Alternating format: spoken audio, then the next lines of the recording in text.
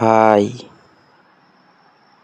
Night টুর্নামেন্টে cricket খেলতে গিয়ে নাকি আপনার কোমরে বল লাগছে, ঘটনা কি সত্যি ভাই? তোরা আমাদের কি ভাবিস বলতো?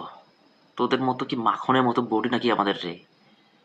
আমাদের তো স্টিল বডি রে, স্টিল লোহার চেয়েও শক্ত। ওই বল যদি তোর লাগতো, তোর তো কিডনি খুঁজে পাওয়া যাইতো না। আমার অবশ্য কিডনি আছে বলে মনে হচ্ছে না।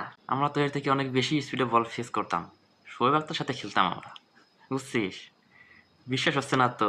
হবে না তো, কিন্তু আমরা খেলতাম। আমাদের এক বন্ধু ছিল, ও চুলের স্টাইল লাগতো শোয়েব আক্তারের মতো।